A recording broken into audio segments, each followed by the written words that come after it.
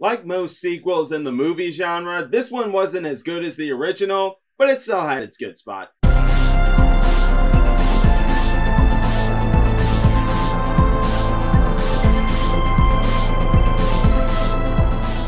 What's up, YouTubers of the world? MegaGeekMixer here with you guys for my final video of Mega Throwback Mixer.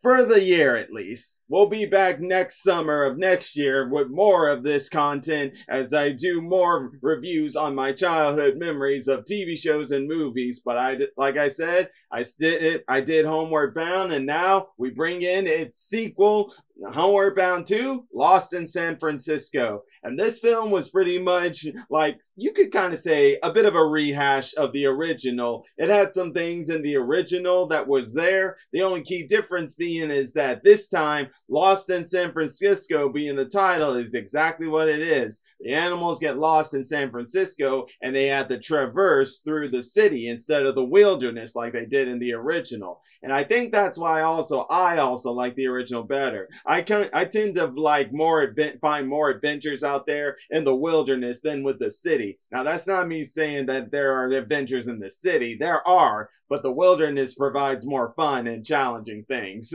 What can I say? I'm nuts that way. You call me nuts, call me crazy, whatever, because I know I already am.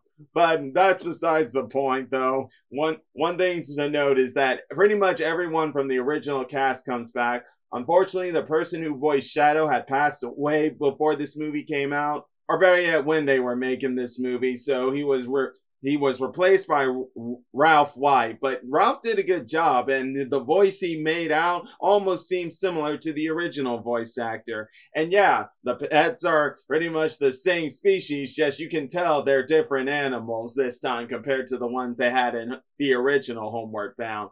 And basically, how they get lost is, you could kind of say this time it was, last time it was because Shadow was feeling something was wrong. That something was worrying the family, and he was taking the lead mostly in that film to get them back home. He was their motivation. Whereas in this time, they get lost because of Chance. Why? Well, you guys remember in my last video, I talked about how Chance once was in the pound, and that left him with PTSD. He panics easily whenever he's in a cage. And the thing is, he and the family were going to go on a vacation, except this time the family were going to take the pets with them. But the way to go there was through airport, and they needed, and you guys know when you take a pet and do an airport, they're not going to be with you on the plane. They got to be under the plane with you, and they got to be in a cage. And like I said, Chance, when it comes to cages and all that, he always goes into panic mode, paranoia and stuff, and believes that when he was being taken to the airplane, he thought he was being taken to the pound, and he just in a panic attack would escape, believing he was going back to his owner. But no, that wasn't the case. And eventually, when they found out their family was on a plane, they missed the plane, making them be lost in San Francisco. So what did that lead them to do? Find their way back home. But unfortunately, this time Shadow didn't really know where he was going. All he knew is they needed to find the Golden Gate Bridge, because that was the way for them to get home.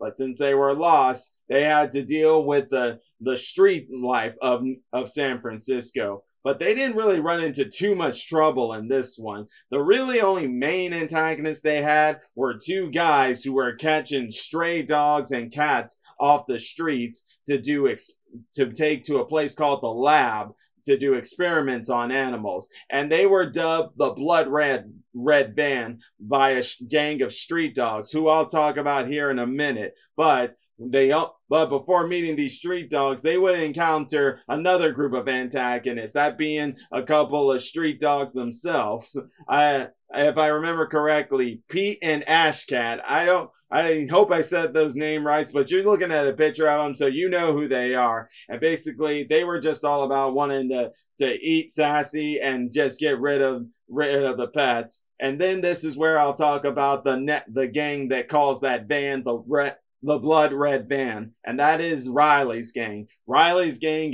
consists of Riley being the brown dog who doesn't, it was pretty much like what Chance was like at the beginning of the film. He doesn't trust humans because he was abandoned when he was supposed to be a Christmas gift for a boy who just rejected him outright. And that's pretty much made Riley not trust humans at all. And this is pretty much why Shadow would take a backseat in this episode. He was just rehashing what he had to teach Chance, that even if you have had bad experience with humans, you're going to find not all humans are bad. And it didn't take him that much to convince Riley on this one, mostly because Riley grew to respect Shadow with everything he was doing. And even if he didn't completely change his opinion on humans, he did keep it in mind and would keep a second thought on some humans out there. But that, all in all, though, eventually, the real thing in all this is that Chance takes center stage in this movie, because in this one, he finds himself a girlfriend. He has himself a love story with one of Riley's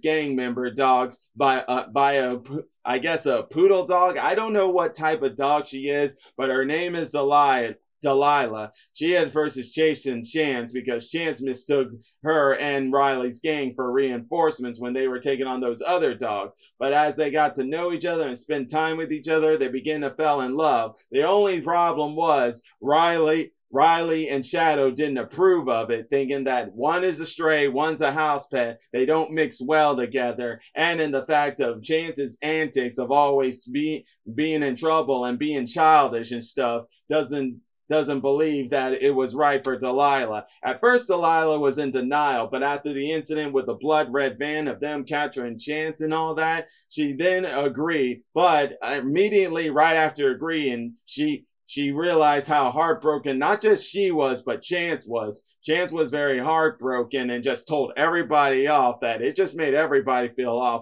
awful. Not as much as Delilah and Chance, though. But eventually she followed her heart and eventually made her way back to Chance. That she ended up becoming a part of the family. And that's pretty much what this movie is all about. It's all about pretty much kind of, like I said, rehash of the original, with them this time in the streets and taking on similar obstacles, but to a less dangerous degree and more comedy way, but not as funny as it is the better term to put it. Not as serious or as funny as the original confrontations they had to go through. And then the whole love story thing, that one was pretty much the gold savior for this movie, because the love story was actually really good, because throughout the times with Chance and Delilah spending time together, I could just feel that spark they're going. And while it is sometimes heartbreaking when people prevent you from being together, that's part of the thing about a love story. So you got people who want you not to be together, but eventually they even soon realize that they make mistakes too. And that's what Shadow and Riley came to realize themselves. So yeah, in the end, it all worked out in the end right there. And that's why I'll say that even though this movie won't hold as much of a candle as the original, it does have some good spots to it. Because we can even see at the beginning that Chance has a change of character with how much he loves his owner, that being Jamie. Even though Jamie at the beginning of this movie kind of is being a brat and stuff, but that's not to say he doesn't have his reasons. Like I've said before, Chance is a very childish, antic person and just does all sorts of crazy things that can sometimes get him or others in trouble. But in the end, though, it was great to show that despite this not being as good as the original, the sequel did show us some development in character with Chance,